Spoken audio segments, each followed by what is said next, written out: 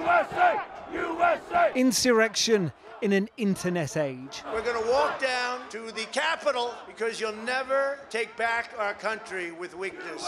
You have to show strength. That message multiplied and amplified in the echo chambers of social media. And the very next day, Facebook took action, suspending the account of the former Facebooker-in-chief. Whether or not Donald Trump now gets back access to his 35 million followers is down to the 6-month-old Facebook Oversight Board. Deciding his fate is the biggest job yet for the board, which is funded by Facebook through an independent trust to the tune of $130 million. On it, 19 former politicians, journalists and academics, including the former Danish Prime Minister and ex-Guardian editor Alan Rusbridger, all picking up a reported 6-figure salary.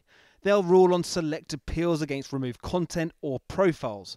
But what it won't do is examine Facebook's algorithms that promote content, any aspect of paid advertising on the site, or how Facebook uses data to target users. Helen Thorning-Schmidt, we've seen in this last week an entire country have its newsfeed turned off. Did you have any power to stop that? And if you didn't, are you trying to get it?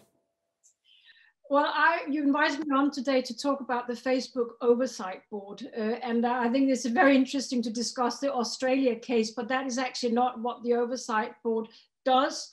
What we do is to look at content moderation issues on Facebook and Instagram. And what we have seen until now is that all content moderation decisions get taken by the company itself.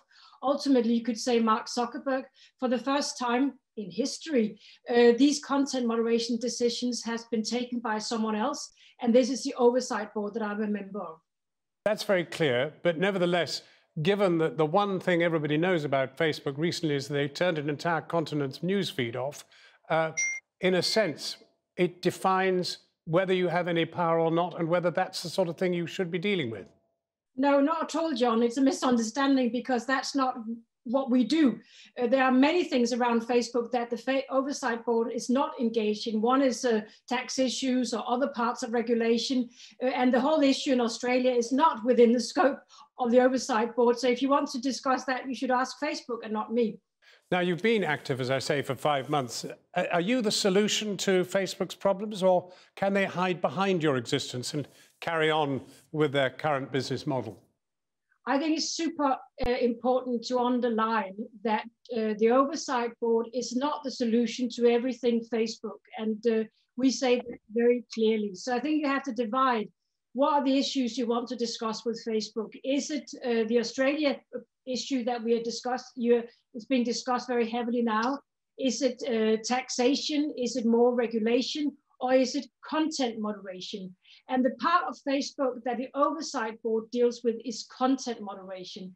Every day, Facebook takes millions of decisions on what content gets removed from the platforms or what content gets to stay. And that is something those decisions are taken by the company itself.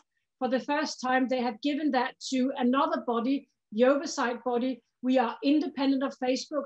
We take decisions, and once we have taken decisions, Facebook have to follow those decisions. So there are many different issues you could discuss around Facebook. We are not the answer to everything. We are an answer to the part of the issues which is dealing with content moderation. Well, perhaps just to clarify that, can I ask you 3 instances, which in a sense will be yes or no, and we'll be able to see whether they fit into your powers or not. The Instagram algorithms that amplify self-harm content, can you judge on those? We will, over the time, I'm sure, get issues in front of us regarding self-harm. And we will also look at how Facebook amplifies that, is that what they're doing. We will also look at perhaps if they remove content fast enough. Until now, we haven't had a case around that issue, but I'm certain that down the line, we will have cases around self-harm issues. And then that is when we start discussing, did Facebook remove that content? Did they remove it fast enough?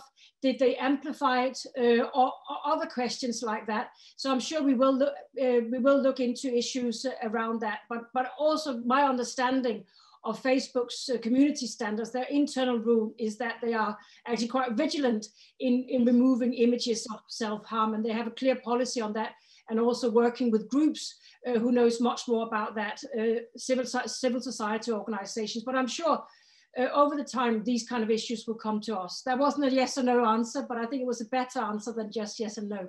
Can you deal with false political advertising? We will, down the line, be dealing with the issues around false information. We have had a case regarding COVID information, a French case, which we have already made a decision on. So there will probably be decisions around false information, perhaps also including political advertising. But until now, we haven't had a case like that. But there will be, I'm sure, cases on false information. What about false news or fake news? Well, I think it's important to discuss fake news, because what is fake news? What is a falsehood? And I think there will be issues around that, which will come to the board. But I do think that false news is someone's truth is another person's lie. So that's also a very difficult content moderation issue. I might be sitting here saying something that you consider a lie or false. Should it then come down from social media? So I think what's important about having an oversight board is, for the first time, we get an opportunity to be on the user side. The user have had obviously a path to complain to Facebook as it is now. But for the first time, if they're not happy with the answer they get from Facebook, they can appeal to the oversight board. And we have a process of dealing with issues which is much deeper, much more thorough, much more transparent than we've ever seen before. So I think what's good about the oversight board is, first of all, we are independent. Facebook has to follow our decisions, but also for the first time, we have decisions taken on content moderations outside Facebook and with a much more transparency than we have ever seen. I detect that the oversight board could challenge false political advertising. Let's wait and see. I mean, it depends what it is. I think it's a very broad question you're asking. And I advise everyone who's interested in these content moderation issues to go on our website, see our first 6 decisions. We have taken 6 decisions, and the 5 of them actually goes against Facebook, and look at how we are trying to work these things out. We're looking at Facebook's own community standards. We're looking at human rights standards to find out whether this content should stay on the platform or be removed from the platform. So there will be a number of issues coming to us in the future. But as you are asking a little bit all over the place, I want to really underline that we are not all things Facebook. We will not solve all the issues with Facebook, but we are solving the most difficult content moderation issues that until now have only been solved by Facebook itself. But it's only things that Facebook has actually taken down. For now, it is things that Facebook has taken down. Down the line, our scope will be wider, and that means there will be content that Facebook has left up, that a third party is not happy has been left up on the platform. And down the line, it will also be when whole accounts are being closed by Facebook. So we started with one part, which is content that has been removed by Facebook, but we will widen our scope in the future and get all of those issues into scope. And I think it's important to debate this. Is it a good idea that for the first time we have content moderation decision taken outside Facebook, or should we just leave it as it is, that these content moderation decisions are taken only by Facebook and without any appeal for users? And of course, I think this situation is much better than it was before. And I actually think it is historic that some of the big social media platforms have for the first time asked another body outside themselves to take these content moderation decisions. But Facebook do recognize that your role might be expanded. I mean, that's accepted between you and them. Yeah, it's in our bylaws, so it will be expanded also to leave-ups, content that is left on the platform. The reason why that is a little bit more complex is then it's no longer an issue between and user and Facebook, then a third party have to have an opinion about content that has been left up, and that will come. That is our part of our scope. For technical reasons, it's not right there yet, but it will be. It is part of our scope in the long run. Now, Donald Trump has finally, obviously been taken off Facebook, and the board is deciding whether or not he can return. We've been advised by a member of the board that he's submitted a statement of appeal. When do you expect to reach a decision? Well, what we have decided is that we are going to take this case. Facebook has asked us to look at this case. Obviously, it's a very high-profile case, but that is exactly why the Oversight Board was created in the first place, to take the most wide in cases that are of interest to a lot of people and also are very principled cases. So we're looking into this case.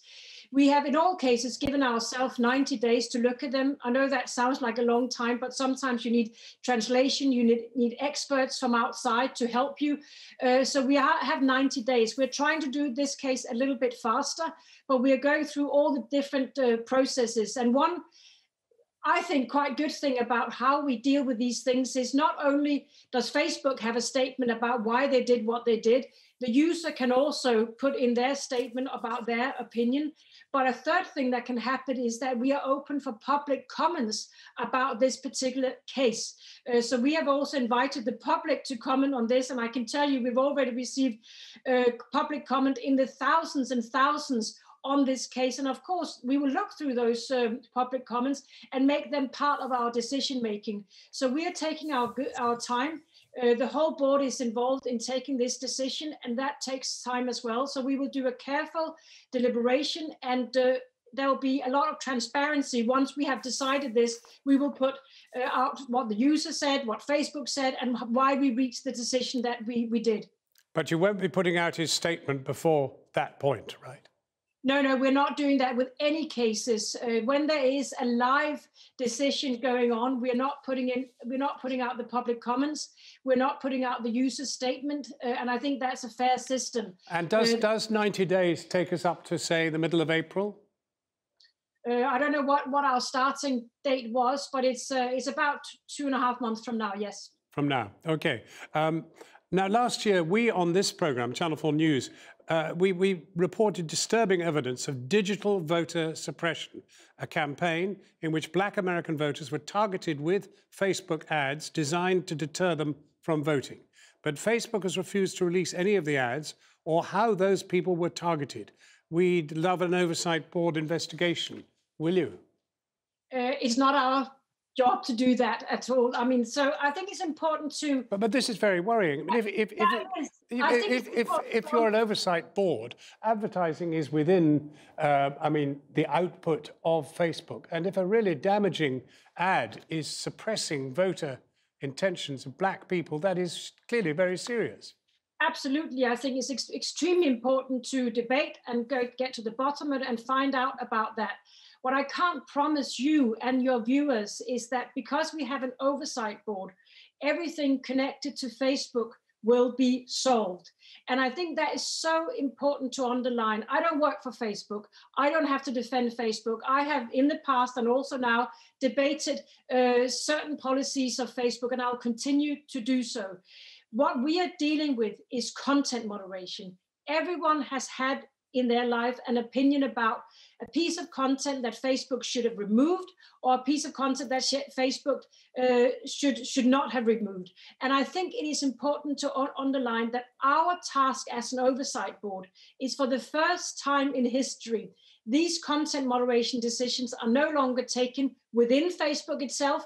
That's the first round, but there is an appeals route for the user, and that is what we are doing. So you can ask me anything around Facebook, but I will keep saying the same thing, is that we are not solving all issues around Facebook. We are solving the issue on content moderation, and I'm not sure that the issue of your question falls under that. But the truth of the matter is that advertising is a key element of the way in which Facebook is constructed.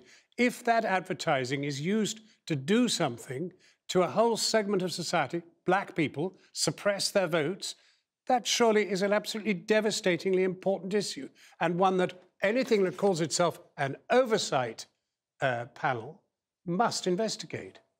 No, I think this is more a question for regulators, and it's important to say that having an oversight board doesn't mean that regulators don't have a role. We're also seeing that in Australia, where there's a big discussion, as you started out saying. So the fact that we have an oversight board doesn't mean that regulators or politicians do not have a role in regulating other things around Facebook. But one thing we have to ask ourselves, in terms of content moderation, do we want politicians to moderate our content? Do we want politicians in, say, Turkey or Belarus or Russia to moderate content? Or do we actually want another independent body moderating content? That is what we're doing. So you can ask me all these questions around Facebook, but we don't have the capacity, and it's not within our role to solve everything around Facebook. I think it should be solved, but the oversight board can't solve everything around Facebook. We can solve issues on content moderations, and that's big enough for us. But you're the first to understand that this is a very, very important moment, because you are an outsider, or you were an outsider until you took up this post, but you were an outsider and one with great respect. And we are asking you whether you should not yourself become the regulator if there isn't one. Because it's clear that if so powerful an organization as Facebook is able to suppress votes in a democratic contest, that is terribly serious. Indeed, it is. And that's why this is a task for political regulators, elected politicians, of which I was one before. I think the fact that we have an oversight board looking at content doesn't mean that there's no role for politicians and regulation via the political system. And I think that's so important to underline. A lot of people have been criticizing the oversight board, and now you are also asking questions, why don't you do this, why don't you do that? We are dealing with content moderation issues. If there's false advertising putting, aiming voter repression, then that is a huge issue. It is just not the oversight board dealing with that. But forgive me interrupting, but if the content actually is partially advertising, which is the Facebook model, then anybody who talks about oversight is having oversight of everything that Facebook puts out. And therefore, something so serious as voter suppression is something that at least you should be ringing a bell and saying, I don't have any power to do this, but I do detect it, and it's time it was looked at. Well, we are going to this task with a bit of humility. Until now, all content moderation has been done by the companies themselves, Twitter, TikTok, Facebook. All content moderation has been done by companies itself. What I think we have to ask ourselves as the public is that right? And I've come to the conclusion that it's much better if users have an appeals option to appeal to an independent body outside these companies. That's why we have the oversight board. What will happen down the line, whether we will have opinions on other issues than that, who knows? But until now, we have taken on a huge task, which is actually to find out what content do we accept on these platforms. Every day, people have opinions about stuff that should be taken down from Facebook and Instagram. And also the same amount of people have opinions about stuff that should be left up. For the first time, these decisions are not taken only by the social media platforms, and surely that must be a good thing. But you see, here is the former Prime Minister of Denmark, a very respected woman, has taken this a very important job, as you say, oversight, and that word is very much one of the words that you use most, oversight, and oversight of content. And we're accepting that the model of Facebook, the model of that content, is that it also contains advertising. And this advertising is being accused of having played a role in voter suppression. And therefore, one really wonders why you wouldn't blow the whistle immediately when you see this. I can't say what's going to happen down the line. We have just existed for 6 months, and our main task is to look at content moderation. If you put something on Facebook, that gets taken down, you're unhappy, until now, the only place you could complain was to Facebook directly. You often got an answer which were completely unsatisfactory, or you didn't get an answer at all. For the first time ever, you and all the viewers will be able to appeal to another body. We can't take all the cases, but the cases that we have taken also, I think the decisions we've already made shows that we will add value in the sense that we will put more principle into these decisions, more transparency, more options for the public to get involved in these decisions. And as I keep saying, I can't solve everything Facebook. Regulators have a big role to play, like we're seeing in Australia now, where there's debate between regulators and Facebook. So I can't solve all that. The Oversight Board can't solve all that. So I am asking anyone to look at what we're doing and ask themselves, is it not better that for the first time we have an outside body which is looking into content moderation issues? Isn't that a better place to be than what we had before? But if Mr. Zuckerberg rings you up and says, how are you getting on? You would be bound to say, I am going to need more powers. No, I wouldn't. I'm very happy with the powers we have right now. I think it's important that for the first time we have content moderation outside Facebook. Users can complain. Users got more rights. They will get an explanation to why things have happened. And if you look at the 6 cases we've already dealt with, 5 of those cases we actually went against Facebook, and we also gave 10 policy recommendations to Facebook, which we expect them up to follow. So you might say, there is a big but, and the big but is that black people whose votes were suppressed do not have recourse to any kind of a complaint procedure to Facebook. That is why I'm saying that this is not taking the place of politicians doing their job and regulating different parts of Facebook. I welcome the debate about this. I am outraged as anyone else, but you can't look at the Oversight Board and say, because you can't solve that, there is no role for the Oversight Board. And I'm just asking anyone, would you rather than your content moderation was taken solely by Facebook, or that for the first time we have a body outside Facebook taking these kind of decisions? But in a sense, all I'm asking is, you've got a brick out of the wall by getting the job that you've got. I mean, as you say, it's without precedent as far as Facebook is concerned. I'm only saying, would you tell Mr. Zuckerberg that there may be a few other bricks above you that you need to pull out and loosen and really inspect what's going on?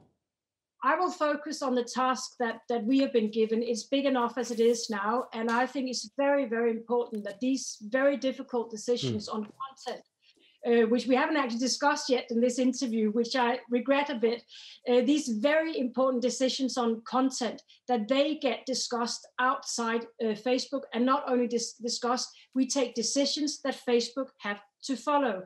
Look at the Trump case, for example. Once that have been through the system, once we have discussed it in a quite a transparent way, Facebook has said they want to follow our decisions. And that is the same with all the other decisions that we are taking. I think it is important to note that we won't solve all the issues around Facebook. We are taking the corner, which is content moderation, which is huge in itself. And this doesn't mean that regulators, politicians don't have a job to regulate Facebook. They should go ahead doing their job. I will go ahead doing mine.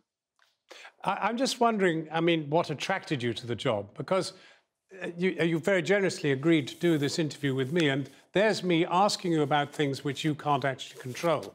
I mean, it's a bit of a bed of nails, isn't it? I mean, if you raise the Australia case, oh no, it's not something I can deal with, etc. And one wonders, you know, why you took the job. For a long time, there has been a lot of debate about the content that we have on Facebook and Instagram. Every day, Facebook gets criticized when they remove things. Every day, Facebook gets criticized when they don't remove things. And one thing that has been very clear is that ultimately it is Facebook itself and Mark Zuckerberg taking these decisions.